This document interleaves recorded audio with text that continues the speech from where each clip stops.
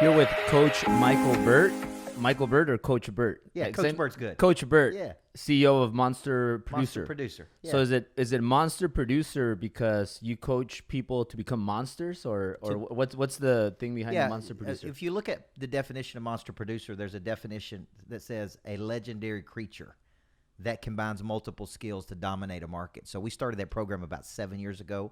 We routinely have between 400 and 700 people in that program, and they're from every industry, but a lot of real estate, mortgage, insurance, anybody that's in a saturated market looking to separate themselves.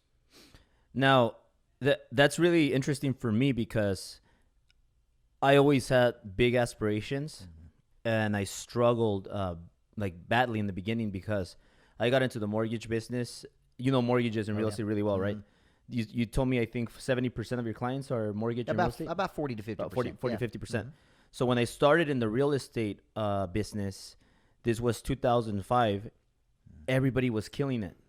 Like people that were in, people that used to work for Jack in the Box, people that used to work for, Macy's, they left their jobs and they got into the real estate market and mortgage, real estate industry because you just needed a license and then you could do loans.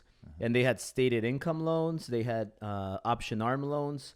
So it was really easy to qualify anybody. Yeah. Like I could say like, hey, Katie, you're a landscaper and you don't even have to show me any docs. You make 20,000 stated income. And she qualifies for $1 million home. And then her payment, instead of being $6,000, was only $2,500 a month. Right. Because the difference was added to the mortgage principal. Yeah. So everybody was doing mortgages, everybody. Right. And you didn't even need any intelligence or nothing. So everybody was killing it. 2008 comes, the mortgage industry takes a big hit. Yes. And then I'm there like struggling. And then I had to learn how to really be a mortgage person. So I started attending a bunch of seminars and learning from like I went to, I think Mike Ferry was around and Tom Ferry and Todd Duncan. And I started learning. It was almost like I went back to school to learn how to do mortgages and learn how to do mortgages the right way. So what's different between like what you do compared to like, let's say Todd Duncan and I think Tom Ferry and Mike Ferry are the other two guys for real estate. Yeah, absolutely. And those would be guys we compete with every day. So I was a women's basketball coach for a decade, and I was building this national powerhouse.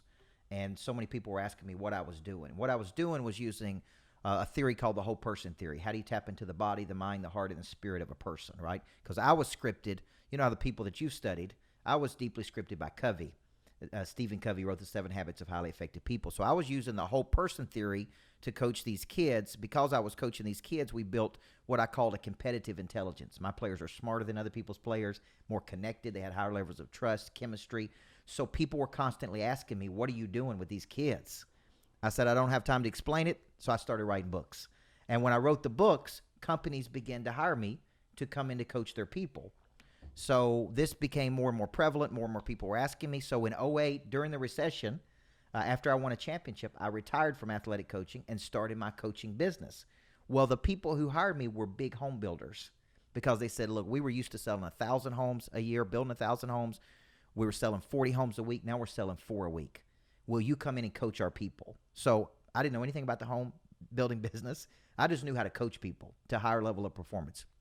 So I went in and started coaching the biggest home builders in the country. And you said you had 3 principles, right? Yeah.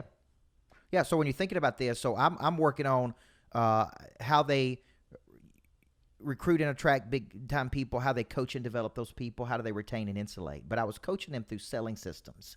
How do they generate more leads? How do they follow up 7 to 15 touches? How do they extract 5.7 referrals out of every deal they did? They didn't have any of these things. So we had success with those home builders. We made them profitable during the recession. What naturally followed were real estate people, mortgage people. And at any given time, I'm the personal coach of 5 of the top 10 mortgage originators in the state of Tennessee where I live. So my biggest originator does about $147 million per year. And she's a machine, right? But I have a lot of $100 million people, $85 million people, $50 million people. And then I got what I call baby stars that are going to be big stars.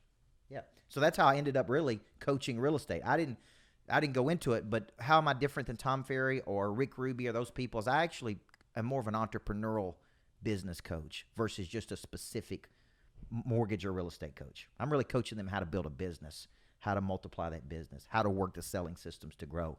Typically, I like to get a 40 to 50% increase in a 1-year cycle with a person.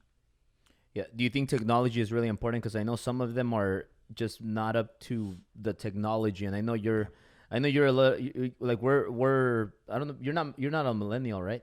No. I'm like I think I'm barely in Yeah, that sure. millennial thing, Yeah. but we're pretty close to the age. So I know right now it's a lot of Instagram, Facebook, social media, and all that stuff. Do you use a lot of those tools Yes. for your coachings? I do. I use a lot of those tools, and we need to use more of those tools. I think we could all be using more. But a lot of the people I coach, I wrote this book called Person of Interest, How You Become like the go-to person. And one of those components of being a person of interest is becoming known and famous and renowned and celebrated. Most of the people we're coaching are not operating or using those tools like they should be. Like you use it a lot to become known and share your story, and you're very good at sharing your story. Like you're very good at stories of origin, of where you came from and what you fought through and where you are today, which gives people hope to go do that. And that attracts people to you because they can identify with that, right? Most of the mortgage people I'm coaching are not using it like they should be, or real estate people. And then they say, well, I don't understand it, or I don't know how to use it, or you use it too much, or whatever the case may be. They don't understand that all we're trying to do is build affinity with people. Like if people believe the same things I do, they're going to like me. If they like me, they're one step closer to doing business with me or connecting me to someone who can. And that's really what I think the purpose of social media is. Sharing what you believe and why you believe it and what you do as a result of that belief. Now, one thing I noticed about you, a little different from the other coaches, is you have a nice lifestyle. Like I see you flying, you have your private jet, so you're flying all over town. And is that your private jet? Yes, me and one other person own that jet. Now, unlike Grant, all right, I do rent my jet out when I'm not using it because I have a theory of taking liabilities and turning them into assets. So I have a nice Mercedes Sprinter, private Mercedes Sprinter that I travel on, typically within 1 to 3 hours. Then I have a beach jet, 400 beach jet, 7-passenger that I fly on. And I mainly got that because I signed a national contract with Remax last year to do 35 major events for them. And I was already overbooked. And so I've got a 6-year-old daughter at home and a wife, and I just said I'm not signing the contract. I'm not doing it unless I get a jet so I can go and come home. And that's been one of the best investments. So me and one other person own that jet. So when you hear people say, well, are you chartering a jet? No, I own it's my asset. I own it. We do rent it, and it covers the maintenance fees and the hangar fees and all of those type things. But it is an asset. Produces time. Here's the best thing, Albert, that I didn't think about when I bought the jet is I take people with me. Sometimes people pay as much as $10,000 a person to go with me on a trip, and it gives us this intimate coaching. Like I can coach them while they're with me. They can go watch me speak, and in the interim, I'm coaching them like through 6 sessions. So we charge for people to go with me from time to time to pay for that. These are the masterminds, right? Masterminds, yeah. And then we also take our customers. We reward our best customers by saying, "Fly with me, private somewhere." And I don't mind that. Sometimes I want to be to myself. But most of the time, people are with me, and I actually enjoy that. It's kind of like the Ferrari thing that I did. Like I got the Ferrari for attention, and I just use the car. Like I just leave it in the front all the time. Yes. And I have my plates. It says the company name. Yes. The Ferrari has paid itself and like by 10 times at least. Yeah.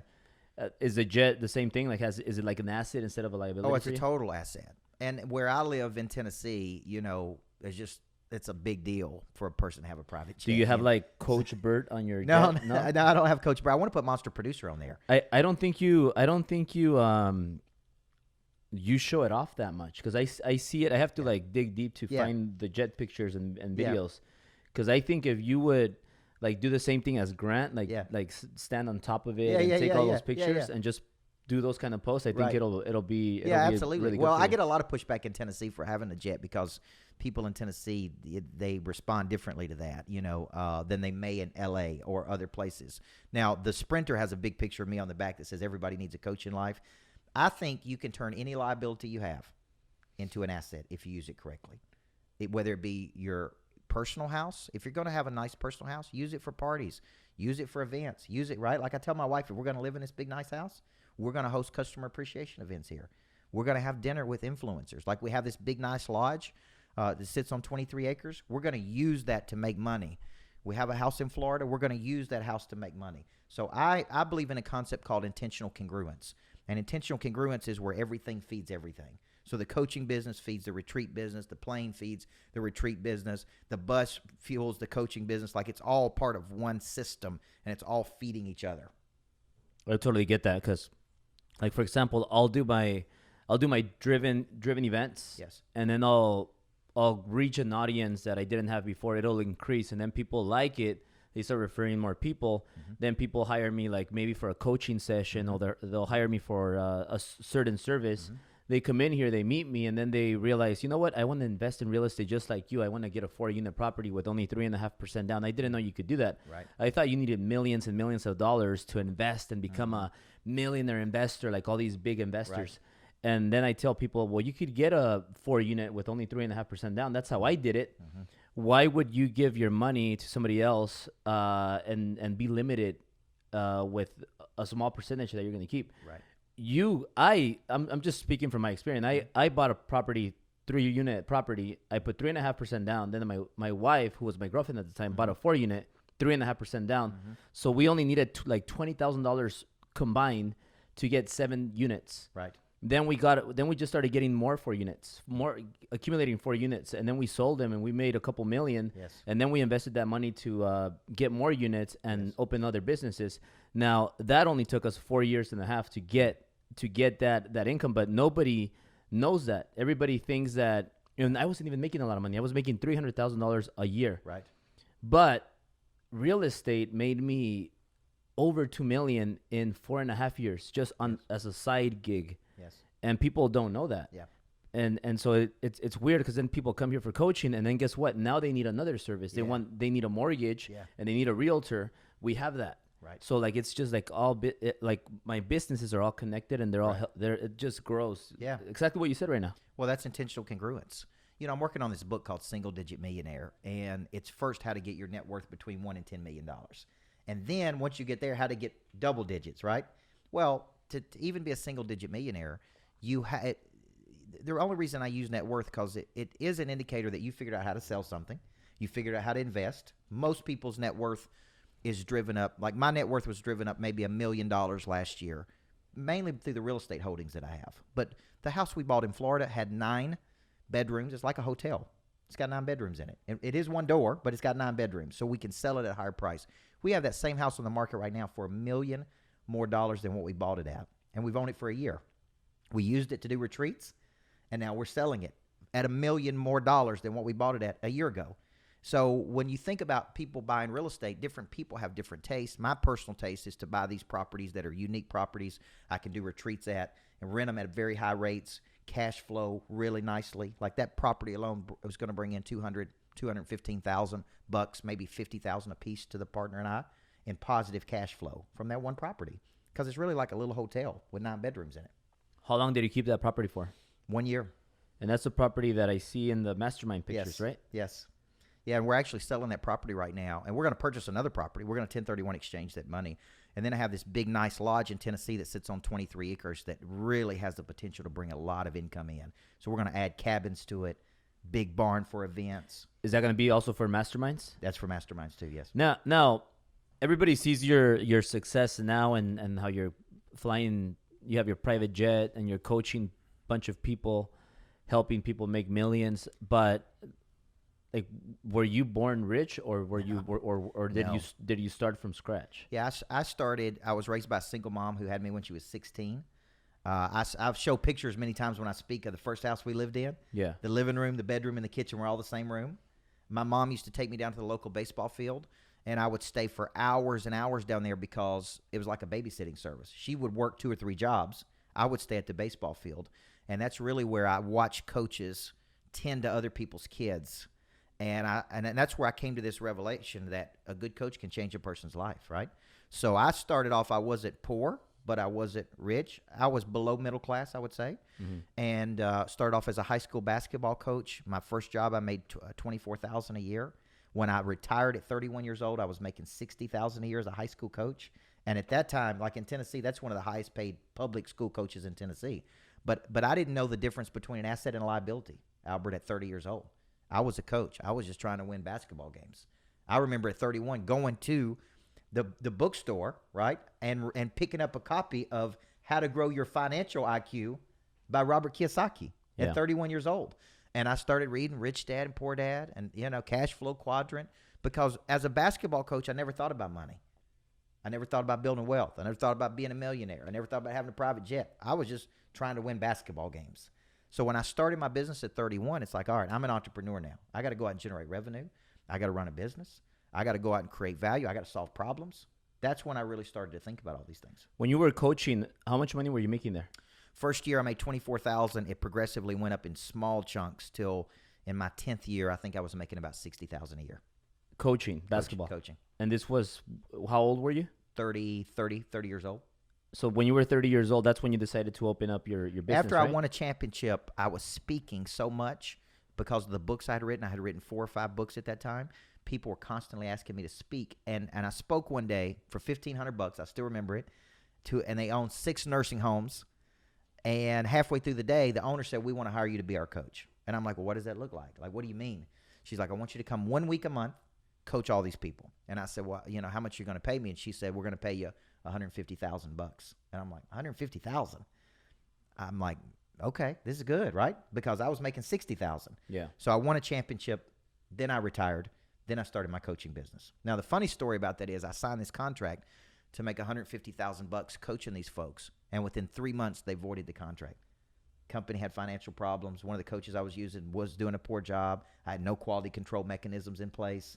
So 3 months into the contract, the CEO called me and said, we need to void this contract. Now I got zero money coming in. I just retired from my job. Like, a lot of people don't know that. So I had to go out and find clients. I had to go out and learn a selling system. So you were kind of forced into coaching after that. After that, I was like, I got to go get some clients. Did you clear those 150 or was that like a 150,000 year contract? Or? That was a monthly payment. They were paying a little more than $12,000 a month, but that just stopped. Okay, when they voided the contract, it just stopped. I had no money coming in. When you decided to go full on coaching, did you have a lot of money in the bank? No, maybe $7,500. $7,500? Yeah. Did you ever get down to like the last penny? Oh yeah, I got down to. I had no lines of credit, no loans, no investors.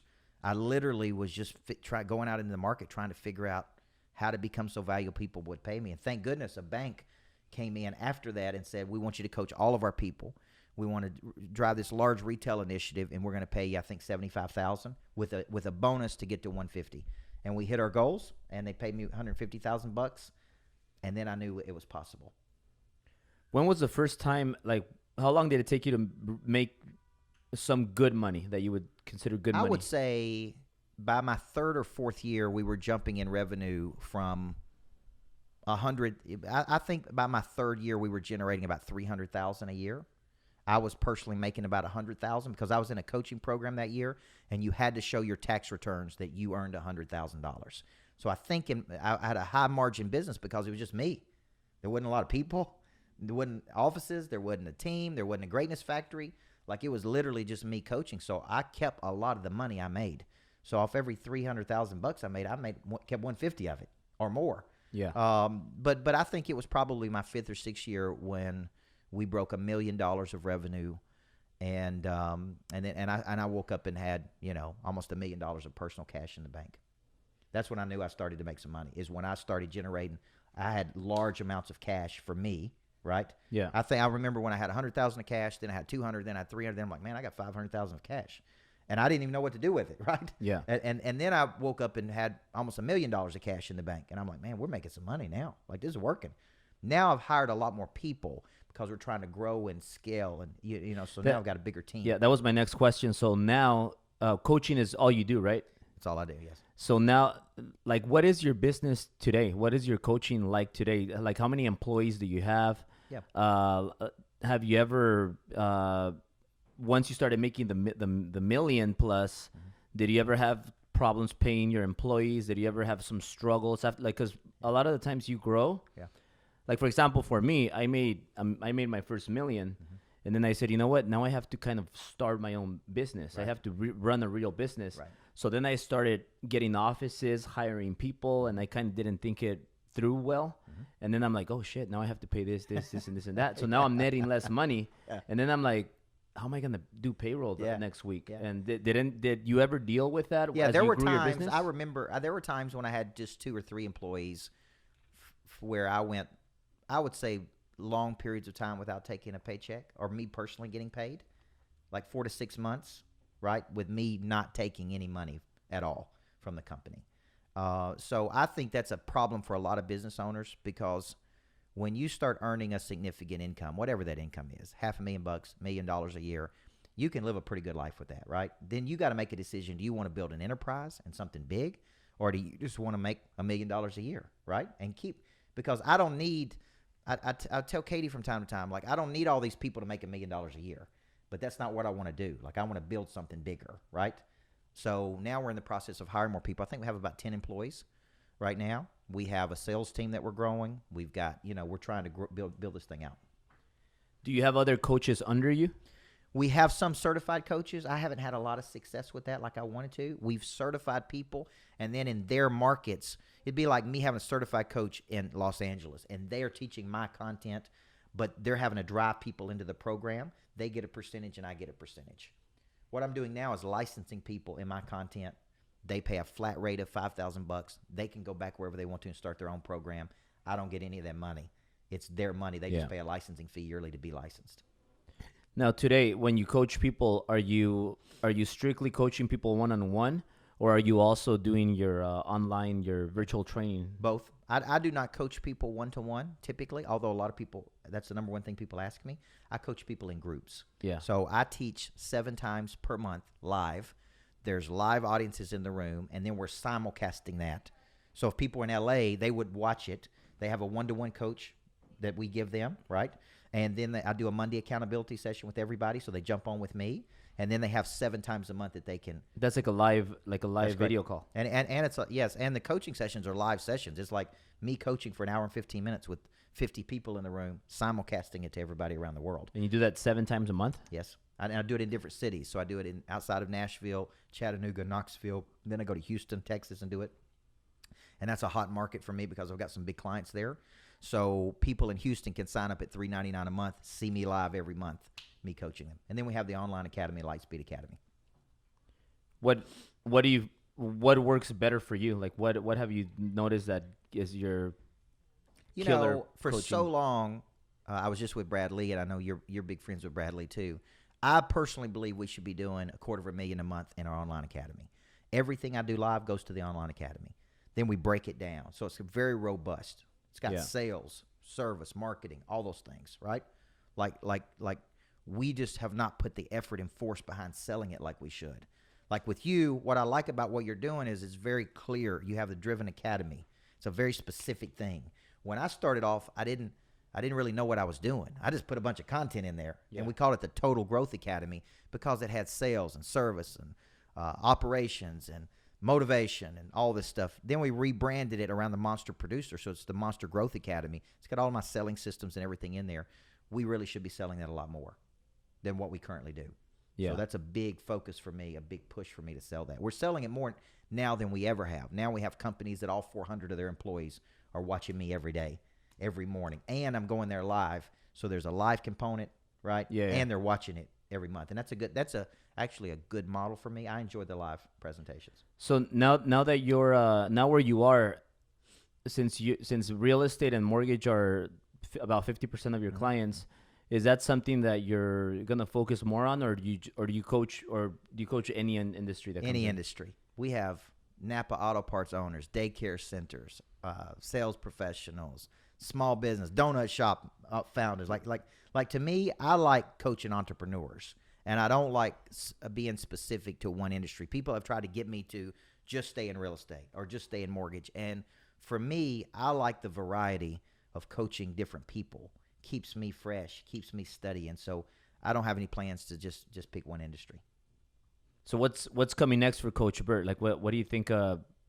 What are your goals, your plans for the next for the rest of this year and for the next 5 years? Are you going to be a coach forever, or do you plan on doing something different? Like what's next for Coach Burt? I think I'll always be a coach. I think the way we coach people may change. Like we're going through our 2020 calendar right now and kind of designing what I love doing. I love doing the retreats. Like I've done the retreats with me and Tim Story and me and Tim Grover and me and Brad Lee and pretty soon me and Albert, right? And we're I love that because you coach some, I coach some. We're at a cool environment. There's an edutainment element. There's a little bit of education. There's entertainment, and we're bonding. So I love the retreats. So we're going to do those around the country next year. I intend to continue to grow the Monster Nation, the Monster Producer, which is a big brand for me. One thing I didn't mention is I have higher levels. So I have a basic level, about $5,000 per year. Then it goes up to $25,000, $40,000, $60,000, and $100,000. Okay, and basically with that, you get to pick and choose how you want to be coached by me. You can fly on the plane with me. You can go on the bus with me. I can coach your team. So we let you select when you get to the 25,000 level, how would you like to be coached? Because different people learn in different ways. Some people want to be in it, fly with me for 2 days and just spend time working on their business. And I say, if that's what you want to do, you can do that. Have you ever read that book, Blue Ocean Strategy? I have, yeah. Yeah. Because that retreat it's kind of like a blue ocean to me because it seems fun. Yes. Like, do people just go in there and hang out and then you kind of just wake up, have a beer and talk business, or is it structured in a way, or is it just kind of like a fun environment? Yeah, what you just described, that would be like a Bradley retreat. A lot of drinking, and a little bit of coaching. No, what basically different people prefer to do different retreats in different ways. For example, Tim Story and I, we coached from 9. We did in Vero Beach, Florida, which is a high-end part of Florida. We coached from 9 to 12 each day. He went about an hour and 15 minutes. I went about an hour and 15 minutes back to back. Then at noon, we might go out on a private yacht and stay out there for 4 hours and just let people have fun and have drinks. But we're still coaching. Like, there's still conversations happening, right? And we may repeat that cycle the next day. So there's nice dinners that we have with each other. There's a lot of exchange. There's millions of dollars of business exchange between each other because these two people link up with these two people. And it's just been a very popular thing that I've done. And they're typically high-end retreats. So people are paying between $4,500 and $5,000. Do you net good money on these retreats? Some retreats. Or is it because sometimes like events, most of the people that I talk to about their events, they tell me that, and I know from personal experience that you don't net a lot of money. You break even, maybe you make a little bit, and a lot of people lose money, but then the money comes afterwards because you're doing it for other purposes. Yeah, I think I'm a big believer in creating structures of exchange. A structure is just a place for us to exchange ideas, energy, money. I'm a big believer that once we get a person to one of these retreats, we're going to make a lot more money if I own the property. So we do them a lot at personal properties that I own so that I don't have these high expensive hotel rooms. So we make more money at the properties I own. Some retreats, we don't make a lot of money on the front end, but they could generate hundreds of thousands of dollars of business. When people get there, they get excited. They upgrade their coaching packages. They buy more retreats. They say, I want you to coach my team. Like the largest contract I have right now really was initiated by people that came into our coaching program, but it was a retreat with me and Tim Grover that they came to at the lodge in Tennessee. Mm-hmm. And at that retreat, they made their mind up, this is the guy we want to coach our whole company. So to me, I'm not as interested in the money made on the front end as I am the opportunity on the back end. Some net more than others. Like we calculated for me to speak, right now every stage I speak on is worth $68,000. That's basically how much money we're generating. So if I want to do $2 million in speaking next year, let's say I need to speak 24 times on stages that can generate at least $68,000. Now a stage like 10X probably generated close to $1 million for me because we're still signing up people today from me speaking at 10X 2 years ago. You see what I'm saying? Is it the more people, the better? Absolutely. Like for you to like reach more people? Absolutely. Yeah. Or in some cases, though, there could be 50 other right people that sign me on to a $200,000 contract. Like I'm speaking to 400 doctors pretty soon in Miami, and these are all very progressive. Like they're running wellness centers where they take cash, and they're running $20 and $30 million wellness centers. I could speak to 400 of those people, and 5 of those people hire me at $200,000 a piece to be their coach. Because you could also speak at a place that has 5,000 people that paid $9. Absolutely, and they're not going to buy anything. Absolutely. So that's important to know. Like my kids' academy that I have right now, I made a decision this weekend. I was speaking at Caesar's Palace this week to educators, and we have this kids' academy: confidence, bounce back, how to handle rejection, how to lead. And I made up my mind speaking at that conference, look, what we need to do is drop that to $97, and we need to sell 10,000 of those. Get out of $4.97, $7.97. Make it so ridiculous they can't say no to it. Sell it in bulk, right? Like Yeah. I made that decision this week in Vegas. So I told my team, just drop it to $97. Let's do a great job marketing it, and let's sell that product. Because every parent in the world would spend $97 on their kid to learn these things. We just didn't have it priced appropriately. So this is a coaching for kids? Yes, coaching for kids. What do you teach kids? I have to basically break down confidence like science. I teach them how to lead a group. I teach them how to sell. I teach them all kinds of things. Things that we're teaching the adults, we're teaching the kids. It's called Monster Kids, or the Greatness Factory for Kids, which is a light speed interactive academy. And Brad Lee believes this is the biggest thing I'll ever do. It is, because it catches my attention, because a lot of adults right now, a lot of kids are smarter than adults. Yes. Like my little girl, she's 2. She's a lot smarter than a lot of adults. I know. My 6-year-old daughter's the same way. So, but here's the deal. I went to my daughter goes to a private school, and I went to the principal of that school, and I said, love everything you're doing, but I need to know what class is my daughter going to have and how to get back up when she gets knocked down, like how to sell something, how to start a business, how to hire people, how to protect her confidence. And he's like, we don't have any classes on that. And I'm like, well, my online academy has all that. So they purchased my online academy. They use it in the school system. They watch that every day, right, for a period of time. They're watching me on the screen. Then they have a workbook that goes with it. So I really believe the kids thing could be really big. Is it easier for you to coach people that make less money or people that make more money? More money.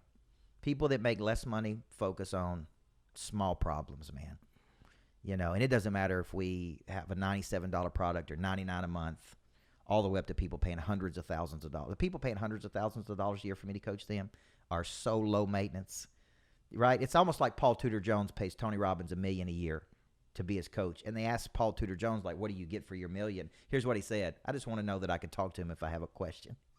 Yeah. You see what I'm saying? He may call him a few times a year, but in his mind, paying him $1 million has netted him a whole bunch more than that to have access to Tony Robbins. So my point is, I want to coach high-end people who are already doing well, but they want to do better. I look at it like this. We're either selling vitamins or painkillers. I want to sell vitamins. Like painkillers are you're sick and tired of being sick and tired, so you come into a coach because your life sucks. You can't make any money.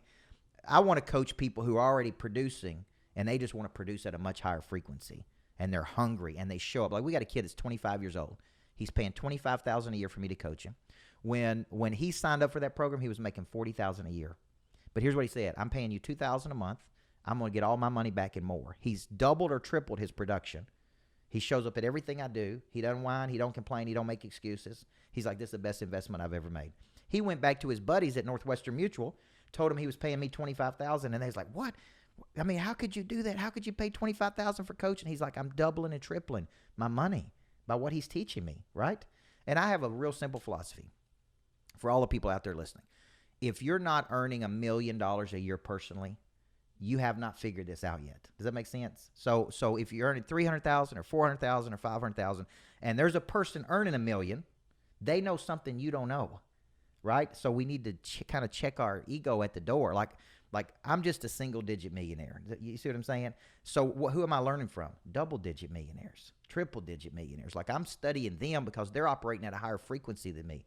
They know something I don't know. Too many people get caught up in, well, what could I learn from that guy? Like, what does he know that I know? Like, what does Albert know that I don't know? Well, he knows something because he's producing, right?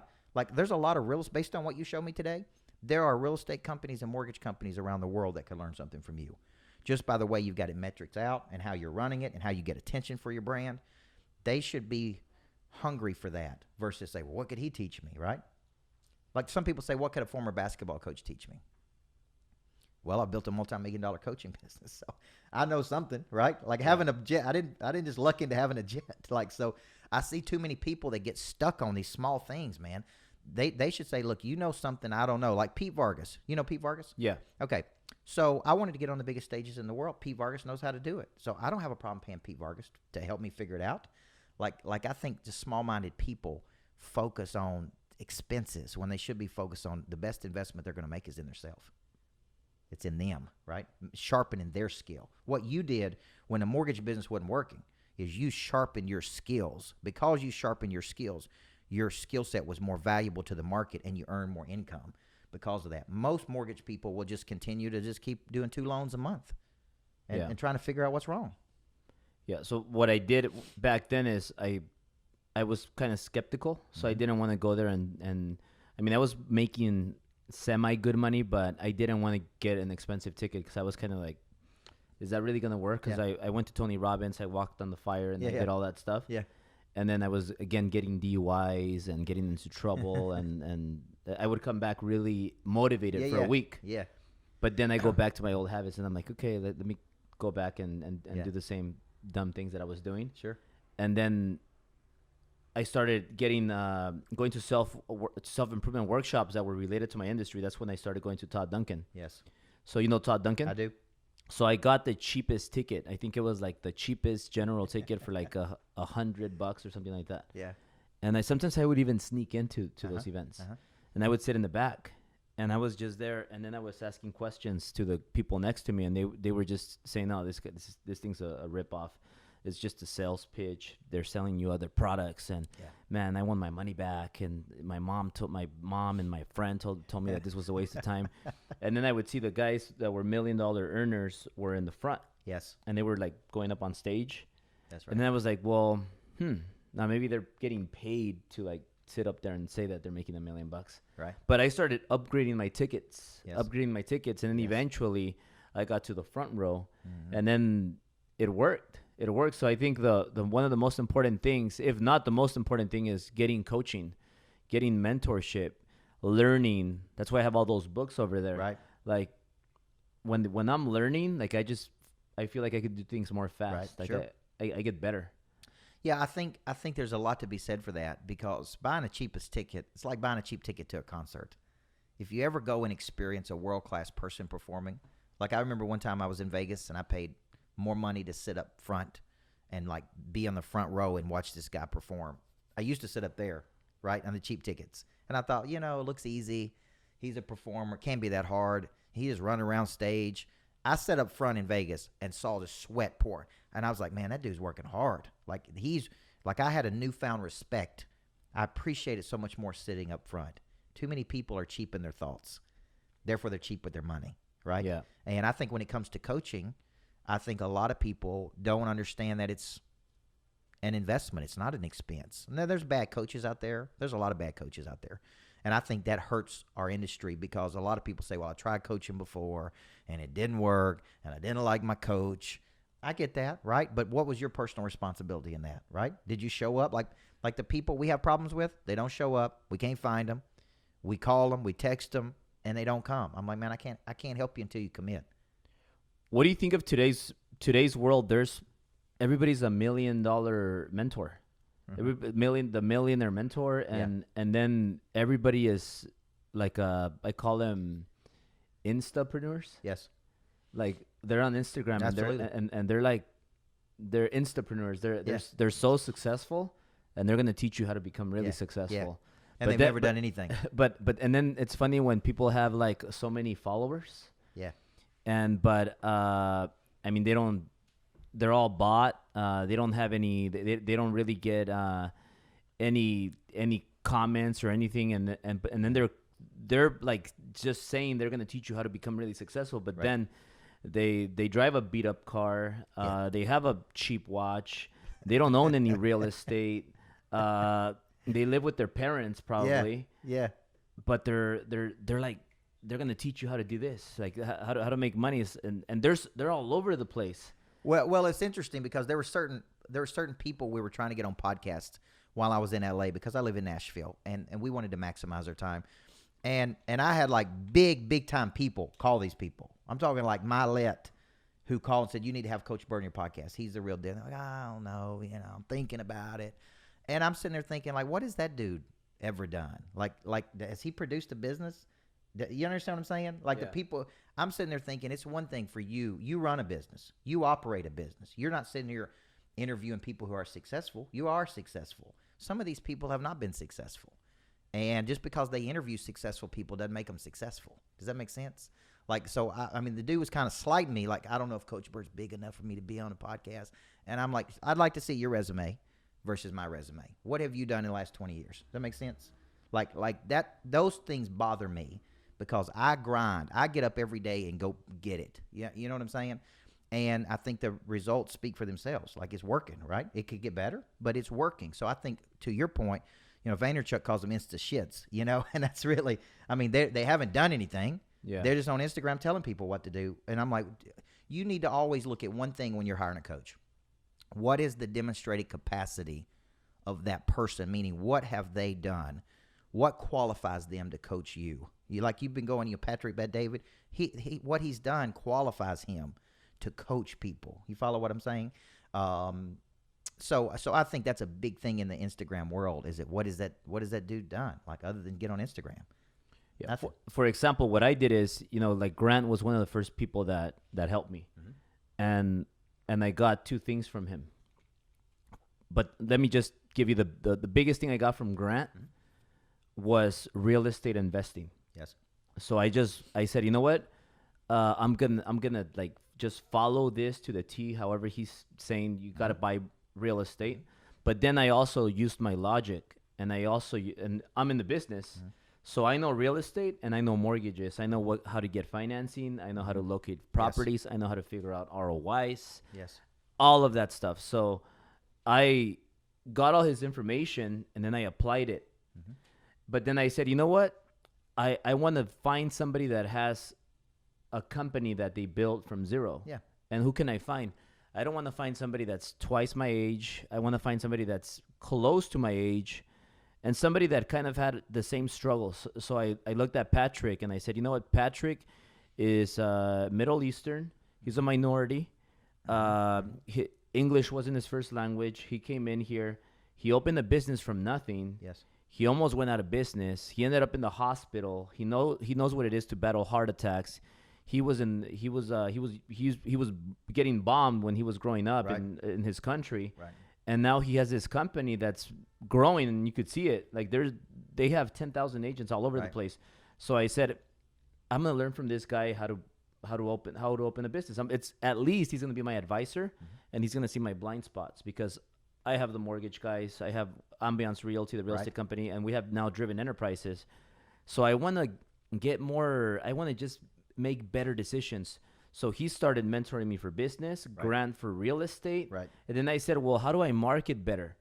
Ty Lopez lives down the street. Right. Let me go get Ty Lopez. Right. Obviously, Ty Lopez wasn't like, hey, Albert, yeah, sure, come to my house, let's hang out. Right. I had to pay him. Yes. How much do I have to pay or what? I had my assistant call his assistant. Right. Oh, it's going to be $50,000 for this. And I'm like, okay, cool. $50,000. Yeah. And most people are like, $50,000? Like, what are you doing? You should have negotiated with him. You should have done this or that or this. And I'm like, hey, you know what? I got to pay the price. I'm not even known. Right. I'm Albert. I got to pay the price. So I spend money, and people were just thinking that I was stupid. And we got Ty Lopez. We got Patrick Bet-David last year for Driven. We got Grant Cardone. Right. We had Brad Lee, and then we had Elena Cardone, and I'm like Tim Story. And then I'm like, you know what? Let's just add Tim Grover for fun, because I liked the guy, right? And he was cool, and I ran into him at the summit, Brad Lee Summit, yes, and he was really cool. So he was like, yeah, Driven looks good, and I should be part of Driven, right? And I said, you should. And then I said, well, what the heck? Let's just add him. We added him like the last week before Driven. Yeah. And all of a sudden, here's another speaker, by the way. They had to print out the whole boards and everything, the posters. We added him to Driven, and then I told Sil, my wife, I said, you know what? I have to pay the price. Yeah, do we have to pay this speaker? This? Let's do it. Mm-hmm. What's going to happen? They're going to bring their audience, and then I'm going to convert their audience to like me. Right. I'm not going to take them away from them. I'm not going to steal them. They're going to make their decision. Right. So then it just brought all this audience. Yeah. And I said, it's going to pay me back later. So the first Driven, I couldn't sell a ticket. It took me 2 full days, no ticket sales. Right. And then finally, after 2 days, I landed a ticket sale. Mm-hmm. Second Driven, I brought all these people, and they helped me get a bigger audience. So we doubled the people, the guests that came to Driven 2. Now, Driven 3, we didn't even have a speaker or a date, and we got to 1,000 tickets sales, like, and like way before the event, like the first couple of months. Nice, yeah. And it was only me. We didn't even have anybody else. And then we announced Patrick, but that just tells you the power of you put your money, you use it, and then it it pays back later. Sure. So now a lot of people from like Grant and from Patrick and from Ty, they're like, you know what? We follow Grant, but we relate more to you because you're Mexican, Right. because you're an Hispanic that started a business from nothing and you're driving a Ferrari. Yes. And yeah, Grant, but Grant, Grant's from here and he's a little older. We relate more to you because you're more younger and you're more like you're an Hispanic and minority just like us. And it's just weird. So Blue Ocean strategy, Yes. it just teaches you like create a blue ocean. So I'm Absolutely. just creating a blue ocean. That's why. So I paid Ty Lopez that because I wanted to learn how to do his whole Lamborghini selfie videos, Right. but do it for my industry to get more business. Right. And it worked. Right. Well, I think that your thought process is right there. I was thinking about when I put my Monster Producer Academy in Cardone University, okay? And you could get Coach Burt, like my 1.0 version, in there. And I didn't want any money from that. I said, I don't need any money from that. I just want exposure from that. So people would get into Cardone University, they would see Coach Burt, and they go, man, I like Coach Burt. So we convert some of those people to $40,000 coaching packages. You see what I'm saying? Just by the exposure of being in there, just by being exposed to more people. So when you're collaborating with these people, it raises your status. When I'm doing events with these people, let me tell you the biggest thing it takes away is when I've done events with Tim Grover and Story and Elko, some of these big time people, it gives you the chance to win them over too, right? And they get to see that you're a legit dude. Like you may not be a big star yet. There's a lot of people that are not known, but are real good. There's a lot of up and coming guys, you, me, that we may not have the status of those people yet, but we're like little baby stars on the way up. And they were once baby stars. Like Cardone has told me multiple times, where you are at 42 is light years ahead of where I was at 42. At 42, I had 3 employees, and we were doing, $4 or $5 million a year, whatever the case may be, right? And like you're more advanced. That's what he's told me. At 42, you're more advanced in your thinking and your enterprise than I was at that point. That's a compliment, right? Because we look at people like, where am I today versus where Cardone is today? Well, he's 61, 62 years old. That's 20 years older than me. Where is me versus Tony Robbins? Where is me versus Tom Ferry? Where is me versus them? That's really not a good way to look at it because they have such longer life cycles in the business, right? It's more accurate to say where were they at 40 years old versus where you're at 40, or where were they at 36 versus where they were at 36. That's a better way to look at it versus the way we look at it. Like that dude's not as big as that dude. Well, of course not. I'm not as big as Ed Milet because Milet's been doing it. But, he started when he was 20-something years old in that business, and he's been that successful. The guy I was with this morning, Daniel Alonso, started in Primerica at 22. He's 44. He's been in that business for 22 years. So now he's got 1,500 people working with him, right? So I think we look at people and take snapshots when we don't really understand where they are in the life cycle of their business. There's a lot of baby stars that are real good, but they're not real known yet. But they're going to become known. Do you enjoy coaching? Because like the traveling, the energy, putting out events, speaking on stages, getting very little sleep. I don't know how much you sleep, but I sleep for 6 hours average. Do you sleep more than that? I sleep probably 7 to 8. Yeah, I do sleep, but it is very sporadic with the travel and time zones. And I have big coaching clients that I go to, like in St. Louis and in Houston, where I go every month, and it's very heavy. What people don't understand about coaching is I'm trying to get a group of people to a much higher frequency. It's a lot of emotional energy. So that's my corporate division where I'm coaching companies, right? And I'm the coach of the company. And it's very heavy because they're doing this and they want to do this. Then I've got this other 400 people over here that I'm their coach through my Monster Producer program. And that's very heavy too because we're trying to keep them engaged, keep them coming back every month. So it's a tough business model. Coaching is a tough business model. It's a whole lot harder. it's tiring, right? It's very tiring. It takes energy. Now, Cardone told me this once, and I've never thought about it this way. I was in Miami, and he said, you're going to figure this out at some point. And I'm like, what do you mean?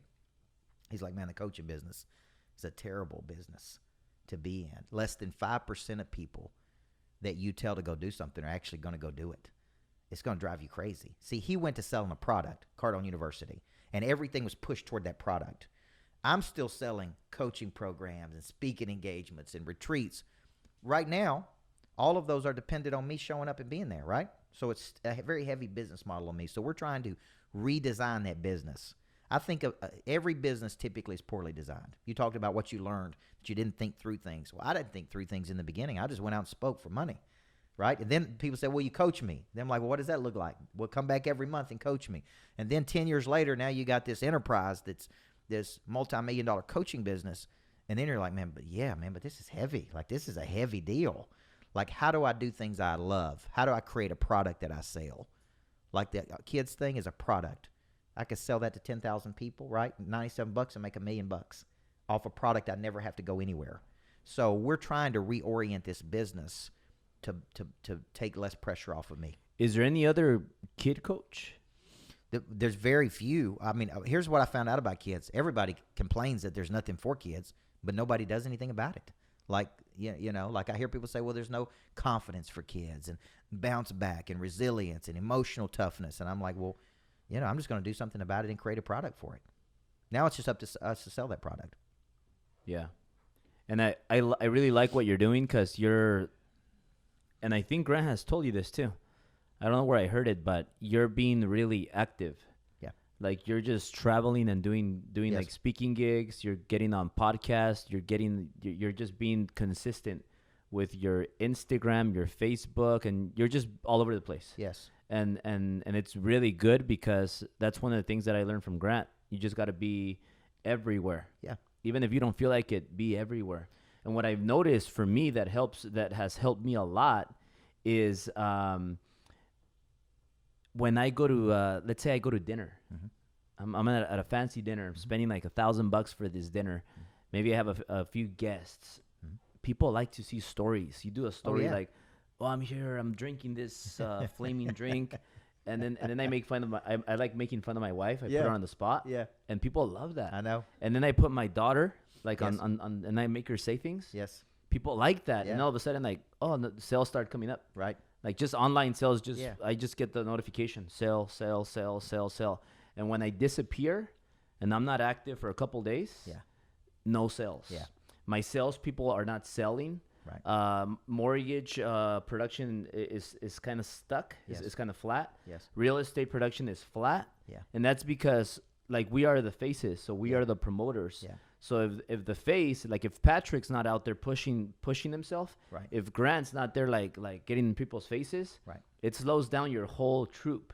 So even when I don't feel like it, I have fever or I don't feel good or dude, I have diarrhea. Yeah. I'm there like, fuck, I don't feel good, I have diarrhea. People like that. It's ridiculous, but Yeah. people want to know when Yeah. Albert or Coach Burt have diarrhea. Or a bad day. Well, listen, when I many years ago, I worked with Steve Carlos and Hank Norman, and of course they assign a media coach to you, and this media coach would watch my stuff, and I mean she would just hammer me.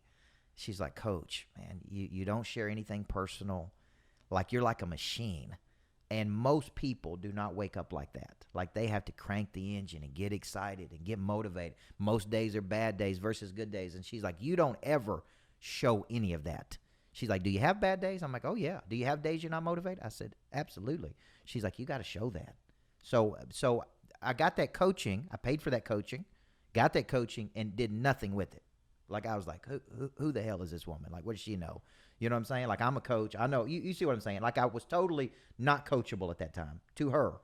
Then over the past year, I've become 10 times better at being vulnerable, telling stories, connecting to people's hearts. Like that's the biggest thing that has helped my speaking career is being vulnerable, to telling the bad, right? And on Instagram and not being all positive every day. So that was a learning curve for me, and really learning stories of origin. Like what I see you do, I would consider those stories of origin. They're key moments of your life that were significant, right? And you're packaging those up and you're telling them, and that person following you is going, oh man, this guy's been where I've been. I'm like, right now I don't have any money and I'm trying to make it, and I got in trouble, and I got a DU, whatever the case may be. Like people relate to that so much better than just bam, bam, bam. Because most people, we can never underestimate the ability. Most people need motivation every day. They need to be re-enthused every day. They just do not have the personal drive. And I was telling Mel and Katie on the way over here, like I know Simon Sinek wrote the book Start With Why, Find Your Why. And I would just tell you, that I kind of bought that early on. Like, it's a great concept. I know it sells a lot of books. But some people, I think you're one of these people, they have something in them that you can't put in them and you can't take it out of them. Like, somewhere along the way, it was just hardwired into them. Maybe it was from my single mom that I watch work every day. And I told my team, like, I don't know my why every day. Like, I don't know why I wake up every day and do what I do. I just do it. I just go get it. Now, where did that come from? I don't know. So I'm kind of disagreeing with Cynic. And I'm saying to him, I think it's a great concept, but I do not believe that you have to find your why before you find your motivation and you go out and do something big in the world. Like, I don't think it's a prerequisite. So many people are wondering, like, what's my why? And if I find my why, I'm all of a sudden going to be motivated. You understand what I'm saying? Like, I would rather just, like, I think my kid, your kids, my daughter's going to have a prey drive in her, man, to go get it because she's watched her dad do it every day. There's no way that kid is not going to have that drive in her. You follow what I'm saying? Yeah. Her environmental factors, her psychological factors, her scripting. So that's when I was a high school basketball coach, moms and dads would drop their kids off to me and say, man, my daughter's got a lot of potential. And I said, well, I got to ask you a question. And they said, what is it? And I said, is your daughter watching you reach your potential? Don't you think it's hypocritical to say your daughter's got potential if she's not watching her dad go get it every day? Yeah. Like, and the parents would be like, whoa, man, I'm like, well, it's true. My daughter needs to see me going about the planet. Like, that's why she's with me, coming to L.A., doing events, coaching, speaking. She needs to see that. That needs to become a way of life to her. We only get rewarded when we go out and produce something. Now, I see your girls really motivated and excited. Do you coach them also? Do you coach your people? Absolutely. Do you like? Yeah, we believe heavily. Every day? Every day.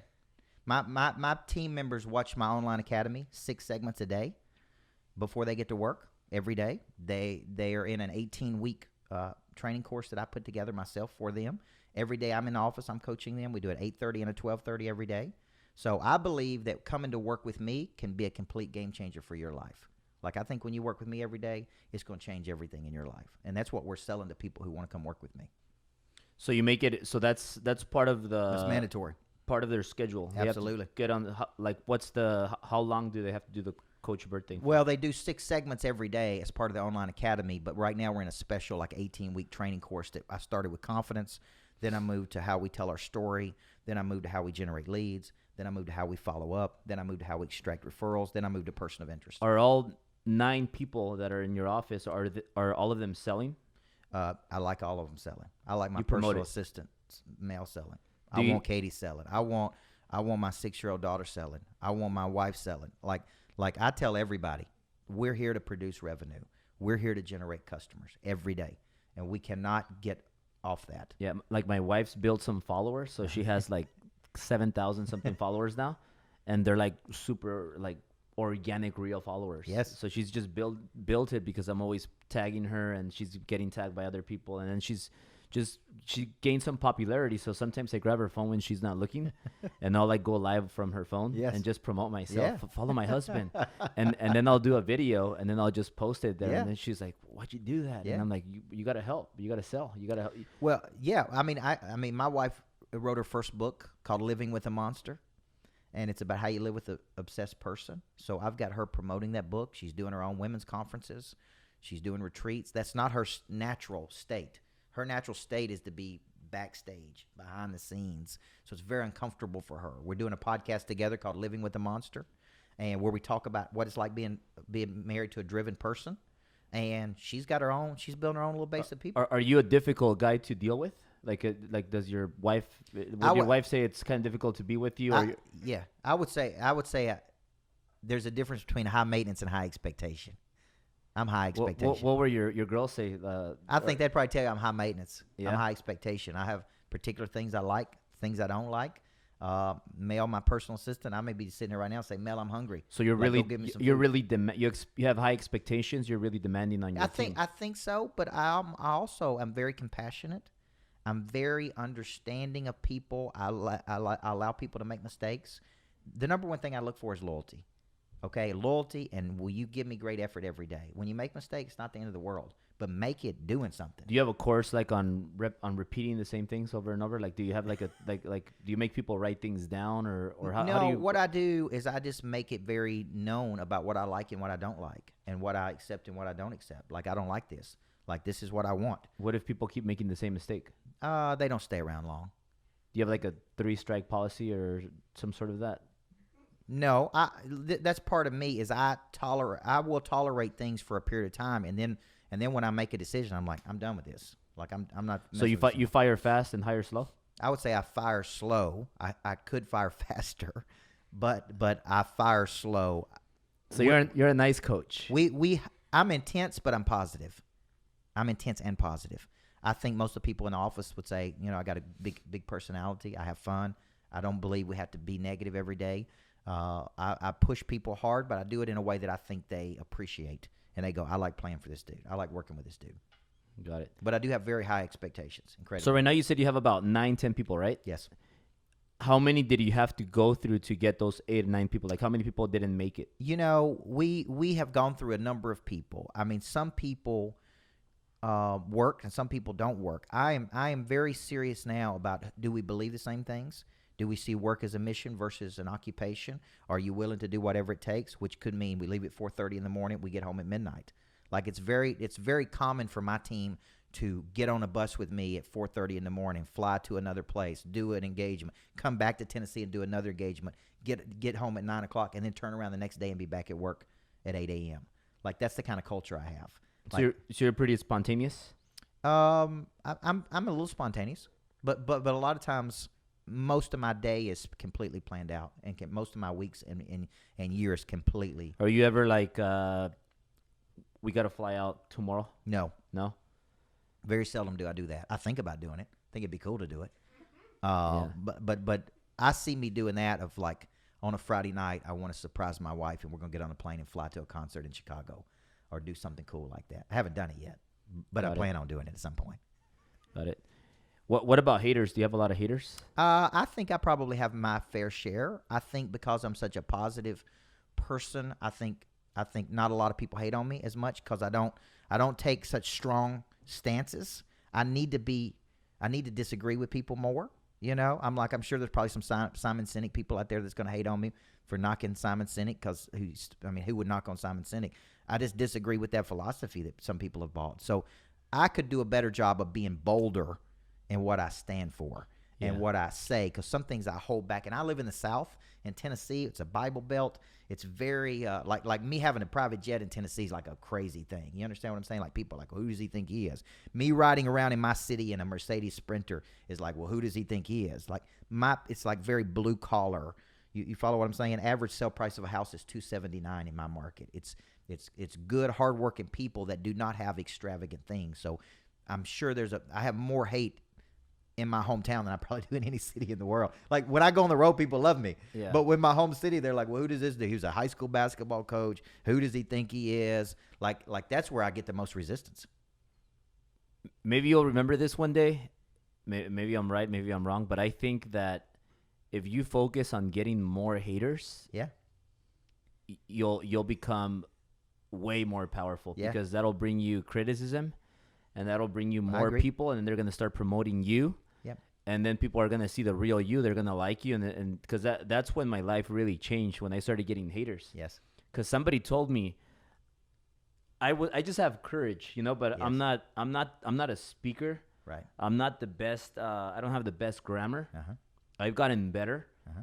But the first time I went on the live, I sucked. Right. And I kind of like chugged some liquor. And I was even worse. But I just didn't realize I was so bad. Yeah. So I'm bad.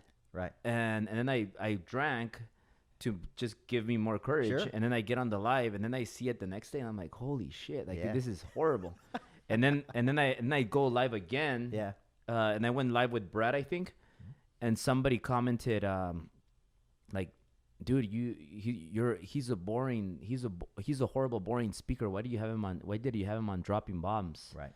And this was like before I'm having Driven, like maybe I'm promoting Driven. Sure. 3 months before that, and most people would have put their heads down and like just lost it and been like, man, you know what? I'm not meant for this. Yeah.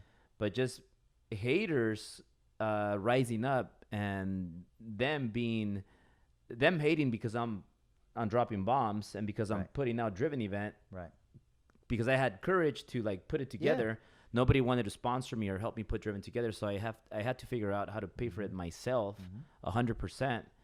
So that just kind of gave me even more courage, and it just gave Yeah. me bigger balls. Yeah, And absolutely. then I just wanted to do it just Sure. to like smash this person. And Yeah, then I I agree. did it, and then I got more haters. And then people were like just throwing negativity at me, and I'm like, and I'm just throwing more things, more fire back to them. Yeah. And all of a sudden they're like posting, like they're just commenting negative things. And then I have my fans defending me, and then Yes. it's just getting bigger Yeah, and yeah, bigger. yeah, yeah. And then I'm like, hey, they're just really turning Yeah. into fanatics. And I think like I see you like, dude, Coach Burt is just so nice. Like it's just kind of hard to like talk shit to him. Yeah. Yeah. So like if you start getting into people's skin, yeah. like I think that'll be like really good for Yeah. you. No, I agree. I agree with that. I think because of where I live and I've always been resistant to being more vocal. But I think as I've gotten older, I've gotten more vocal about things I agree with, I disagree with. I think I could take a stronger stance. But I think it's a very shallow thing to look at a person and say, well, I don't like their delivery. I have a lot more depth to me than that. I don't look at a person and go, well, maybe he's a good speaker, maybe he's a not good speaker. I look at what's behind the engine. What could I learn from this person? Like I studied Covey for 7 years, and he was one of the most monotonous, boring speakers you have ever heard, but he was so deep and rich in his content. That's what I was after. I don't get caught up in do I like this person or don't like them, or do I like how they talk or don't talk. I'm looking for the meat because I'm trying to extract everything I can out of that. That's what I think mature people do. Immature people hate on people. What I don't like is Southern accent. I don't like how tall he is. I don't like this. I don't like that. That to me, that's a real sign of immaturity on the hater's part, because big time people don't think like that. Big time people is like, I can learn something from every person, okay, that I interact with. And sometimes it's what not to do. Like I watch those speakers at 10X and people are like, oh, I didn't like this person. I did like this person. And they ask me like, well, who was your favorite speaker? I'm like, I learned something from all those people. Yeah, I think that's one of the beauty of coaching people. Mhm. Because when I'm coaching people, sometimes I learn things from people that are making 40 grand a year. Mhm. Like I'll learn just like this little detail, and I'm like, oh, you know what? And I get better. Like I learn things, and then it's just the way I feel it is. Like Yeah. you help people, Yeah. and then just a lot of money comes your way. Absolutely. And I get, and it's I just love people. Yeah. You know, I love people. I hate the grind. Yeah. Like I'm not gonna lie, and I'll be really clear with this. Like I hate the energy that it takes to like wake up every morning and just grind. Mhm. Like I just hate the fact that I mean I hate it and I love it.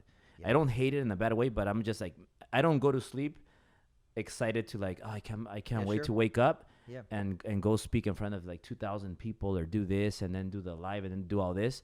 But then in the morning I have my routine, like the gym, all that Right. stuff. It energizes me and then I feel Right. better. And then once you start doing it, Yeah. all like just helping all these people, Yeah. it feeds you with a lot of energy. Oh yeah. And then you just get things done. Then you feel great. Yeah. But it is. That's why I was asking you this. Isn't it a little? Sometimes it just wears you out. But Oh, yeah. you just it just turns it the feeling you get, the satisfaction of helping Yeah. people. It just means everything. Yeah, and I think we get paid in different ways. Money's not the only way we get paid. We get paid in love. We get paid in appreciation. We get paid in energy back to us. We get paid when a person says, you changed my whole life. Like money's a byproduct of creating value for other people, right? Money changes hands when problems are solved. But I think for you, yes, it is exhausting. And it is a grind. And there's days I wake up and go, man, I really have to go do this. Like motivate all these people because they're just like sucking this energy out of me. But one definition of power is a means or source for supplying energy.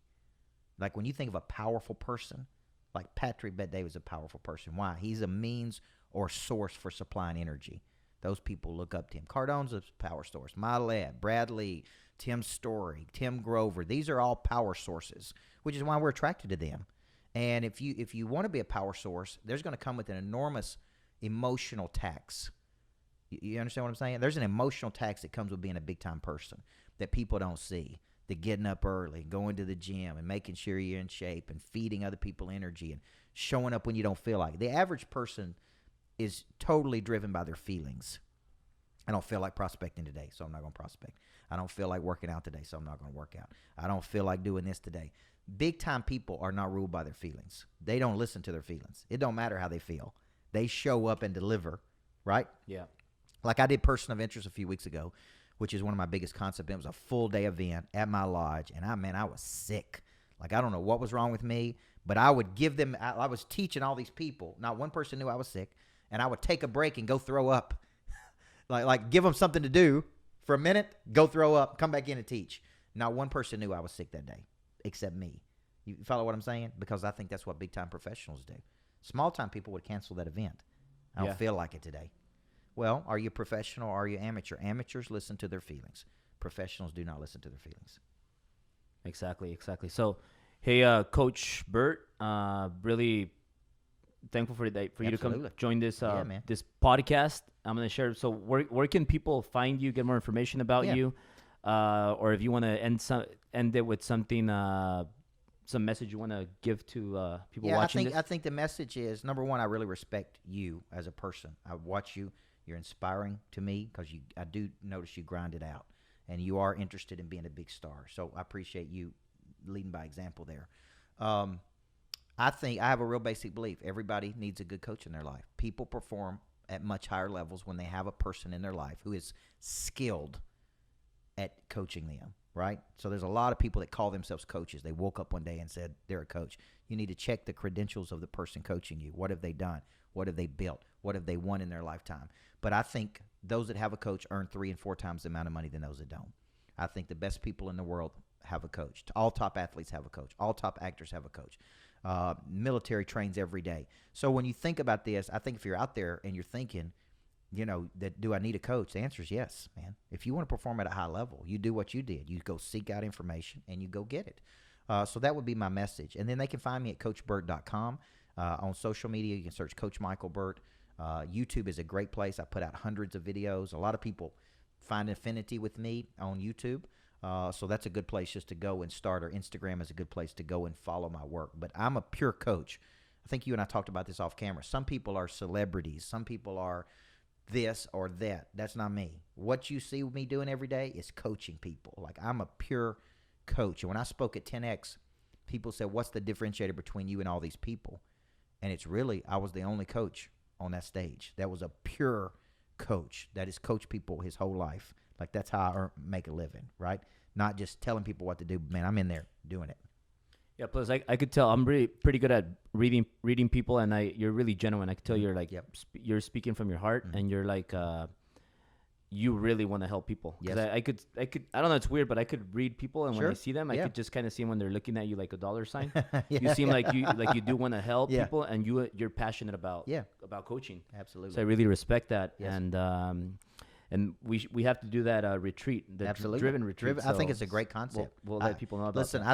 I think now that I've been here and seen your operation and see how you do it, I think there'd be a lot of mortgage people that'd be interested in that. A lot of real estate. So there's a lot of crossover between what you're doing and the people I'm coaching. So we're definitely going to do that. So we'll keep everybody informed of that. Yes. Thank you.